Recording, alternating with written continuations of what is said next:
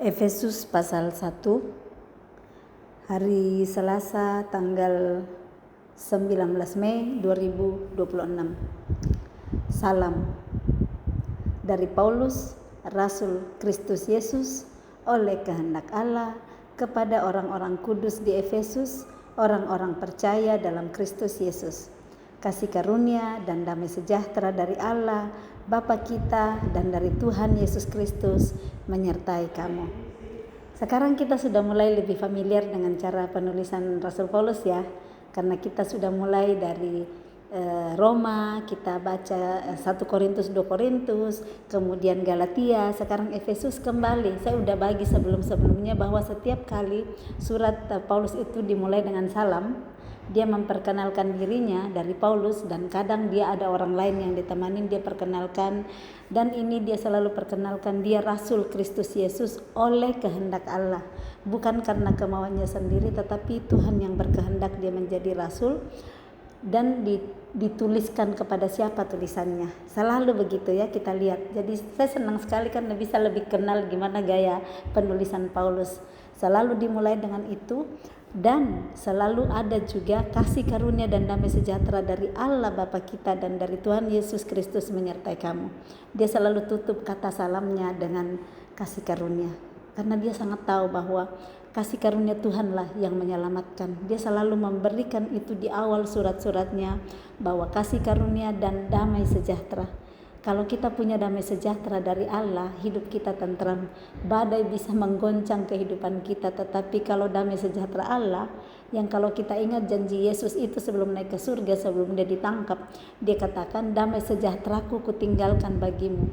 Damai sejahteraku tidak seperti damai sejahtera yang dunia berikan. Nah, seperti itu artinya kita bisa berada di dalam goncangan ujian, betapa berat ujian-ujian kehidupan kita, tetapi kita bisa tetap punya damai sejahtera.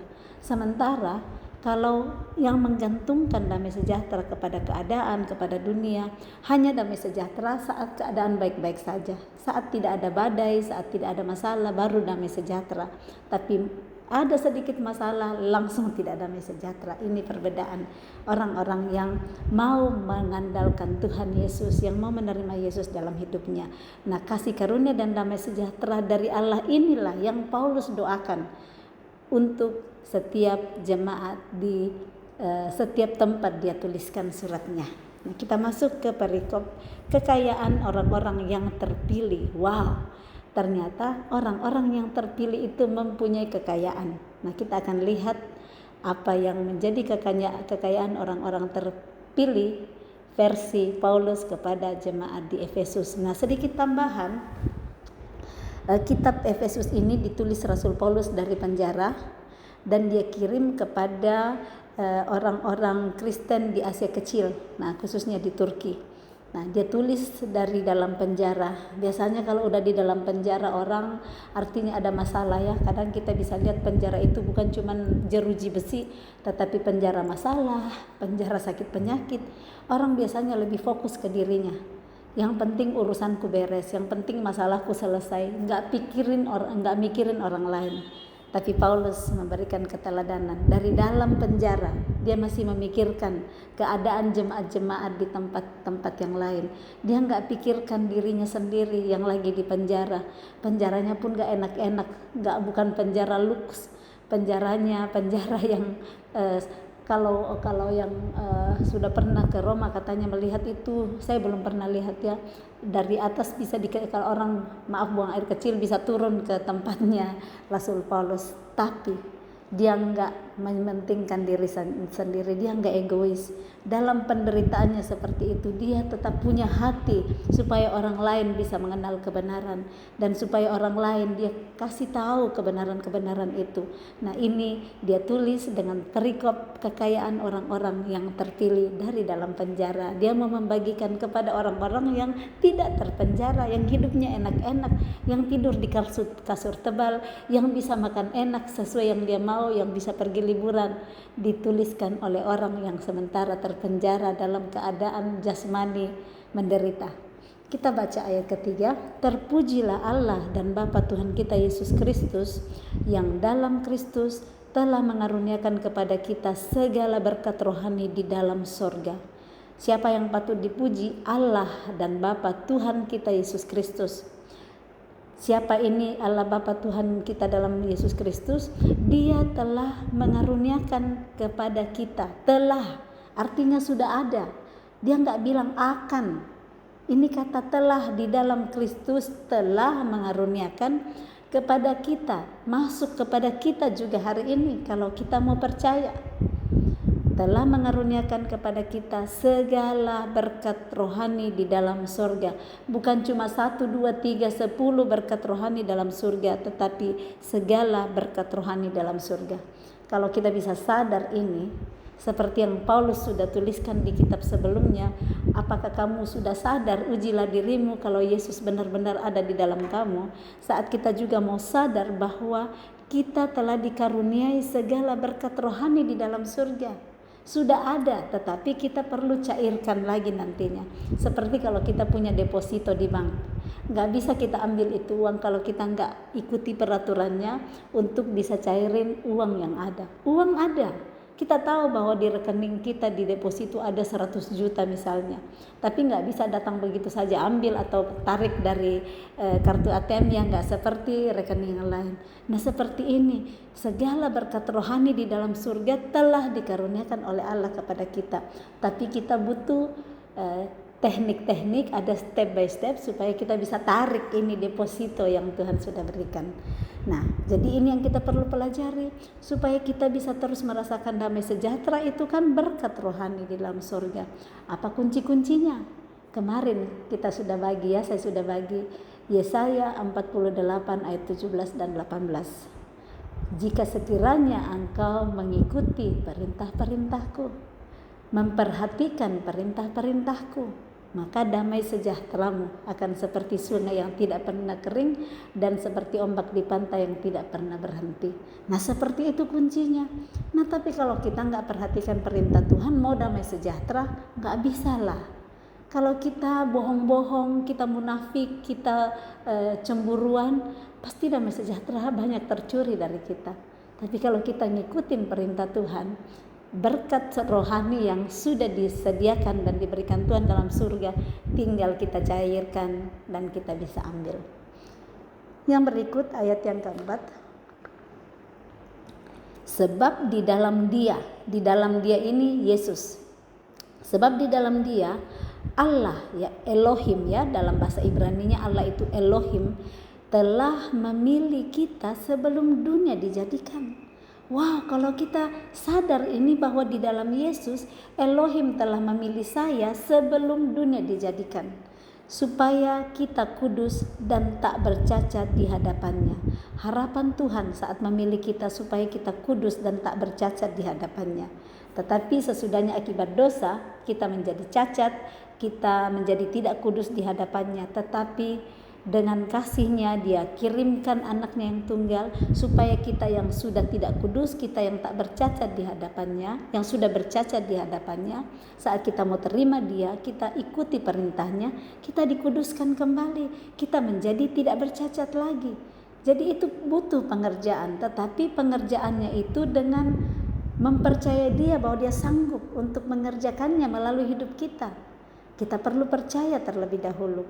Tapi kalau sudah bilang, aku kan masih manusia biasa, ya seperti itulah, saya nggak bisa terluput dari bohong-bohong, saya nggak bisa terluput, itu pembenaran diri supaya kita nggak kerjakan. Kalau kita mau, Tuhan sudah memberikan segala alat-alat yang kita butuhkan untuk kita bisa hidup kudus dan tak bercacat di hadapannya. Tapi itu kan perlu dikerjakan karena kita sudah puluhan tahun hidup di dalam cara hidup yang tidak kudus, cara hidup yang memikirkan yang najis, cara hidup yang cacat di hadapan Tuhan. Itu butuh pengerjaan, nggak bisa satu kali dan langsung beres. Begitu banyaknya cacat dan ketidakkudusan dalam diri kita. Jadi satu persatu dicuci, satu persatu dikuduskan. Tapi kalau nggak pernah dikerjakan, ya kapan mau kudus? Tinggal teruslah dalam ketidakkudusan. Ayat yang kelima, dalam kasih. Ya, jadi tadi di ayat 4, sebab di dalam Dia, di dalam Yesus. Ya, sekarang ayat 5, dalam kasih Ia telah menentukan kita dari semula Di dalam kasih-Nya, Ia telah menentukan kita sudah ditentukan dari semula oleh Yesus Kristus untuk menjadi anak-anak-Nya. Jadi mari kita sadari sejak dari semula di dalam kasih-Nya, Ia telah menentukan aku menjadi anak-anak-Nya sesuai dengan kerelaan kehendak-Nya. Jadi kalau datang tipuan-tipuan yang bilang, kamu mau anak Tuhan, dosa-dosamu itu kelakuanmu dulu. Oke, betul, saya pernah bersalah, saya pernah berdosa. Tapi saat saya terima Yesus, saya mohon ampun. Dia sudah ampuni segala dosa saya di kayu salib. Asal saya nggak ulang-ulang lagi kesalahan yang saya sudah diampuni oleh Yesus. Di sana saya sudah ditentukan menjadi anaknya sesuai dengan kerelaan kehendak-Nya dari sejak semula. Ayat 6, supaya terpujilah kasih karunia-Nya yang mulia yang dikaruniakannya kepada kita di dalam Dia yang dikasihinya. Jadi apa tujuan Dia menentukan kita dari semula oleh Yesus Kristus untuk menjadi anak-anak-Nya? Supaya terpujilah kasih karunia-Nya yang mulia. Supaya kita sadar bahwa tanpa kasih karunia-Nya gak mungkin kita bisa menjadi anak-anak-Nya. Karena kita begitu bercacat, kita begitu tidak kudus. Nah, Dia kudus, kita harus kudus ya. Ada firman yang mengatakan, kuduslah kamu sebab Ia kudus. Nah, bagaimana kita bisa menjadi anaknya kalau kita tidak kudus, kita bercacat. Tetapi ada kasih karunia. Kenapa dikatakan supaya terpujilah kasih karunia-Nya yang mulia yang dikaruniakannya kepada kita di dalam Dia yang dikasihinya. Kasih karunia-Nya Dia karuniakan kepada kita di dalam Yesus, Dia itu Yesus yang dikasihinya. Ayat 7, sebab di dalam Dia dan oleh darah-Nya kita beroleh penebusan, yaitu pengampunan dosa menurut kekayaan kasih karunia-Nya. Hanya di dalam Yesus, hanya oleh darah-Nya kita beroleh penebusan, yaitu pengampunan dosa menurut kekayaan kasih karunia-Nya. Hanya kasih karunia-Nya yang bisa mengampuni kita, menebus kita. Tanpa kasih karunia-Nya, oleh darah-Nya kita nggak bisa dapat penebusan. Mau melakukan jungkir balik, mau serahkan semua, tetapi tanpa penebusan oleh darah Yesus, kita tidak akan bisa mendapatkan pengampunan dosa. Jadi menurut kasih karunia-Nya yang dilimpahkannya kepada kita dalam segala hikmat dan pengertian, Dia limpahkan itu dengan segala hikmat dan kita diberi pengertian. Dosa-dosa kita yang merah seperti kermisi diputihkan seperti salju, yang berwarna merah seperti kain kesumba diputihkan seperti bulu domba. Sebab Ia telah menyatakan rahasia kehendak-Nya kepada kita sesuai dengan rencana kerelaannya, yaitu rencana kerelaan yang dari semula telah ditetapkannya di dalam Kristus. Ada rencana kerelaan yang Dia dari semula telah tetapkan. Ada kata rela, kita sering berbagi tentang the power of rela. Ada kerelaan dari Yesus untuk diutus Bapaknya ke bumi. Ada kerelaan dari Bapa untuk mengutus anaknya. Seorang ayah, seorang bapa kalau nggak ada rela menyerahkan anaknya untuk menjadi hina, diserahkan menderita, disalibkan, kemudian mati. Kalau nggak ada the power of rela di hati bapa, nggak akan mungkin. Coba deh, kita yang punya anak. Kalau dibilang serahkan anakmu untuk disalibkan, kalau dibilang diserahkan anakmu untuk dikasih rumah, dikasih mobil, pasti semua pada lari, mulai duluan ya. Tapi kalau dibilang serahkan anakmu seperti Abraham untuk diserahkan, pasti semua pada bilang lebih bagus aku yang diserahkan daripada anakku. Tapi Bapa punya the power of rela, jadi ada kerelaan Bapa, ada kerelaan Yesus sendiri untuk rencana kerelaan. Jadi ini rencana kerelaan telah dari semula ditetapkannya dalam Kristus. Apakah rencana kerelaan itu mengambil bagian juga dalam diri kita hari ini? Mari kita perkatakan, aku rela Tuhan saat Engkau mau memakai hidupku sesuai dengan rencana kerelaanmu yang dari semula telah Engkau tetapkan dalam hidupku. Mungkin yang kita alami hari ini sudah termasuk rencana kerelaan Tuhan juga sejak kita diciptakan. Tapi kita nggak lihat itu karena saking sakitnya di daging kita. Nah, kalau kita melihat Tuhan, kalau Yesus sudah menggenapi rencana kerelaanmu yang dari semula, berikan aku kekuatan dan kemampuan untuk menjalani rencana kerelaanmu melalui kehidupanku.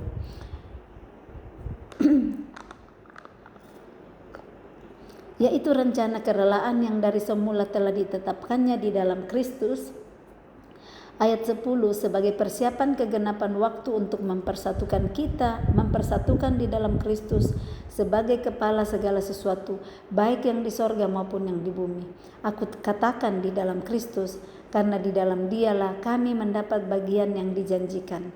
Kami yang dari semula ditentukan untuk menerima bagian itu sesuai dengan maksud Allah yang di dalam segala sesuatu bekerja menurut keputusan kehendaknya.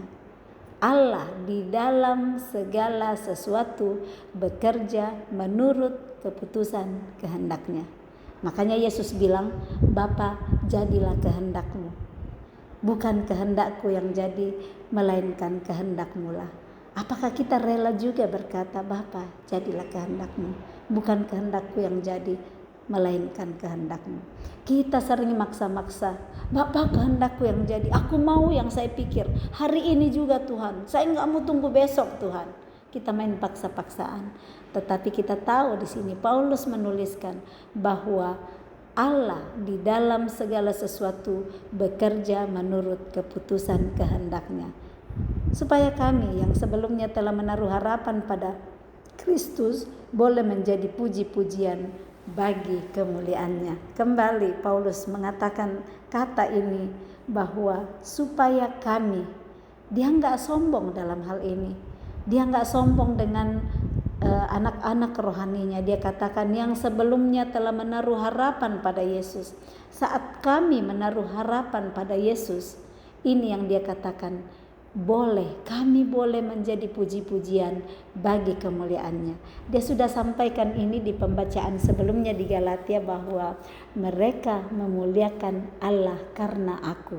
Paulus sudah pernah menyampaikan statement ini dan dia katakan lagi di sini, supaya kami yang sebelumnya telah menaruh harapan pada Kristus boleh menjadi puji-pujian bagi kemuliaannya, bukan puji-pujian bagi kemuliaan mereka sendiri. Ayat 13, di dalam Dia kamu juga, karena kamu telah mendengar firman kebenaran, yaitu Injil keselamatanmu. Di dalam Dia kamu juga, ketika kamu percaya, dimateraikan dengan Roh Kudus yang dijanjikannya itu. Jadi di dalam Dia, di dalam Yesus, karena kita telah mendengar firman kebenaran, diperlukan terlebih dahulu mendengar firman kebenaran, yaitu Injil keselamatan.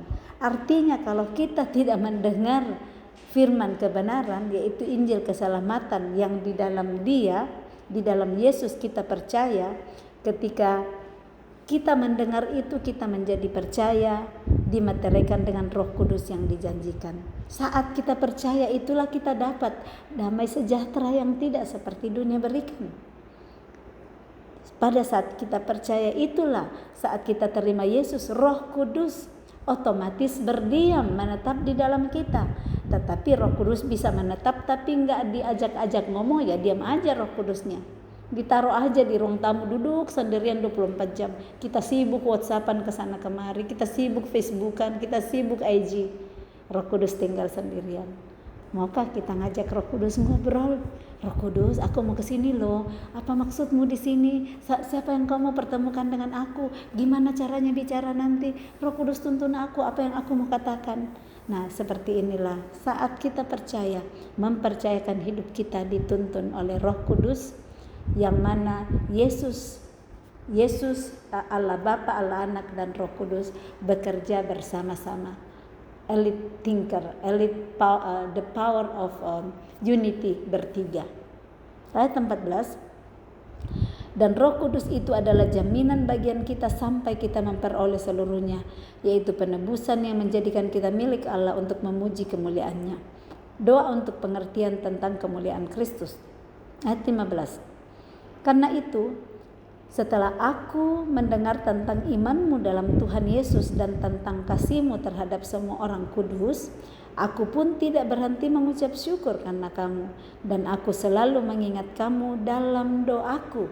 Jadi judulnya ini doa untuk pengertian tentang kemuliaan Kristus. Karena kita bisa nggak ngerti tentang kemuliaan Kristus, jadi dibutuhkan minta kepada Dia yang mengerti, yang tahu tentang kemuliaan Kristus, supaya kepada kita disingkapkan. Nah, ini Paulus berdoa dalam hal ini. Dia bilang setelah dia mendengar tentang iman orang-orang di Efesus, dia berkata, imanmu dalam Tuhan dan tentang kasihmu terhadap semua orang kudus, aku pun tidak berhenti mengucap syukur karena kamu. Dia dengar tentang iman mereka, dan Paulus menjadi tidak berhenti mengucap syukur karena mereka. Dan Paulus selalu mengingat mereka dalam doanya. Ayat 17, ini ayat yang powerful sekali, kita perhatikan baik-baik ya. Dan meminta kepada Allah. Jadi dia kan berdoa, dia selalu mengingat mereka dalam doanya, dan meminta kepada Allah Tuhan kita Yesus Kristus, yaitu Bapa yang mulia itu, supaya Ia memberikan kepadamu roh hikmat dan wahyu untuk mengenal Dia dengan benar. Artinya kita bisa mengenal Dia dengan tidak benar. Kita bisa mengenal Dia dengan salah. Kita bisa pikir, Tuhan itu maha baik, maha kasih, Dia akan berikan semua yang aku mau, Dia akan berikan semua kebutuhanku. Jadi saat ada sesuatu yang yang tidak seperti yang kita kehendaki, maka di sana orang biasa ngambek sama Tuhan. Tuhan, aku tahu kamu Allah penuh kasih, kenapa Engkau izinkan saya menderita seperti ini? Engkau jahat Tuhan. Ada kata-kata yang biasa keluar, Engkau jahat Tuhan, Engkau lakukan yang membuat saya sakit. Nah, jadi di sini dikatakan bahwa Ia memberikan roh hikmat dan wahyu untuk mengenal Dia dengan benar. Kalau selama ini kita salah mengenal Allah, hari ini mari kita berdoa seperti doa Rasul Paulus, supaya Ia memberikan kepada kita roh hikmat dan wahyu untuk mengenal Dia dengan benar. Saya berdoa siapapun yang mendengar firman ini, aku berdoa supaya Ia memberikan kepadamu roh hikmat dan wahyu untuk mengenal Dia dengan benar, supaya yang selama ini masih salah mengenal Dia, mulai hari ini roh hikmat dan wahyu yang akan mengajari supaya kita bisa mengenal Dia dengan benar. Ayat 18, dan supaya Ia menjadikan mata hatimu terang. Artinya kenapa mata hati kita bisa gelap? Jadi dengan adanya roh hikmat dan wahyu, Dia bisa jadikan mata hati kita yang gelap menjadi terang. Gelap itu satu-satunya kunci untuk menyingkirkan gelap adalah saat ada terang. Kalau gelap gulita, kita bawa nyalain aja satu lilin kecil, itu terang, gelap akan langsung terusir, langsung hilang. Kita nggak perlu pakai yang lain, cuma ada terang sedikit aja, gelap akan pergi. Nah, ini dia bilang mata hatimu terang. Saat kita minta roh hikmat dan wahyu, mata hati kita yang gelap akan diterangi, agar kamu mengerti pengharapan apakah yang terkandung dalam panggilannya, betapa kayanya kemuliaan bagian yang ditentukannya bagi orang-orang kudus.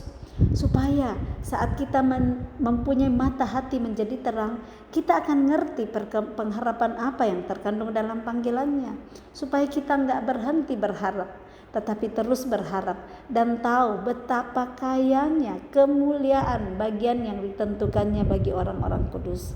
Kaya sekali. Cuman orang kadang kalau dibilang betapa kayanya kemuliaan, langsung matanya hijau, langsung materainya muncul. Kayanya kekayaan, mau dikasih banyak rumah nih, mau dikasih banyak uang nih, dolar nih. Biasa gitu ya. Tapi kekayaan kemuliaan bagi orang-orang yang ditentukannya, bagi orang kudus, kekayaan kemuliaan menghadapi situasi berat, Tuhan ada di sana memberikan kekayaan kekuatan, memberikan kekayaan hikmat, memberikan kekayaan pengertian. Ada banyak hal kekayaan di sana yang Dia tentukan bagi orang-orang kudus. Ayat 19, dan betapa hebat kuasanya bagi kita yang percaya, sesuai dengan kekuatan kuasanya. Pegang firman ini ayat 19, betapa hebat kuasanya. Hebat itu luar biasa kuasanya bagi orang yang percaya. Artinya kuasanya tidak akan hebat bagi orang yang tidak percaya. Jadi mari percaya. Percaya dia sanggup lakukan jauh lebih daripada yang aku pikirkan dan doakan. Tapi kalau nggak percaya, ya nggak datang-datanglah. Percayalah betapa hebat kuasanya bagi kita yang percaya, sesuai dengan kekuatan kuasanya yang dikerjakannya di dalam Kristus dengan membangkitkan dia dari antara orang mati. Jadi kehebatan kuasanya dia kerjakan dalam Kristus. Bagaimana dia kerjakan? Dia bangkitkan Yesus dari antara orang mati dan mendudukkan dia di sebelah kanannya di surga, jauh lebih tinggi dari segala pemerintah dan penguasa dan kekuasaan dan kerajaan dan tiap-tiap nama yang dapat disebut, bukan hanya di dunia ini saja, melainkan juga di dunia yang akan datang. Jadi apa? Di dalam Kristus, Kristus ini jauh lebih tinggi dari segala pemerintah, jauh lebih tinggi dari presiden terhebat pun di dunia. Dia jauh lebih tinggi, dan penguasa dan kekuasaan dan kerajaan dan tiap-tiap nama yang dapat disebut. Nama apapun yang disebut, mau sebut nama-nama presiden yang terkenal, siapa, Trump, Macron, siapa saja, ya Jokowi, yang dulu Jokowi ya, sekarang Prabowo, semuanya tidak ada, semuanya tunduk di bawah nama Yesus. Jauh lebih tinggi nama Yesus dari semua ini, bukan hanya di dunia ini saja, melainkan juga di dunia yang akan datang. Ayat 22, dan segala sesuatu telah diletakkannya di bawah kaki Kristus, dan dia telah diberikannya kepada jemaat sebagai kepala dari segala yang ada. Segala sesuatu telah diletakkannya di bawah kaki Kristus. Yesus sang pemenang, karena Yesus taat sampai mati, bahkan mati di kayu salib. Sehingga karena itu Bapa memberikan kepada dia nama di atas segala nama. Itu kita bisa baca nantinya di Filipi pasal 2 ya, ayat 8 ke bawah. Tapi belum dibaca saat ini. Nah, ayat 23, jemaat yang adalah tubuhnya, yaitu kepenuhan dia yang memenuhi semua dan segala sesuatu. Amin. Demikian pembacaan Efesus pasal 1 hari ini. Mari kita percaya betapa hebat kuasanya kalau kita mau percaya kepada dia, dan mari kita minta kepada dia supaya memberikan kepada kita roh hikmat dan wahyu untuk mengenal dia dengan benar, supaya kita jangan salah kenal, supaya kita mengenal dia dengan mata hati yang menjadi terang, supaya setiap kegelapan yang ada dalam hidup kita disingkirkan olehnya. Salam kasih, Tuhan Yesus memberkati. Shalom.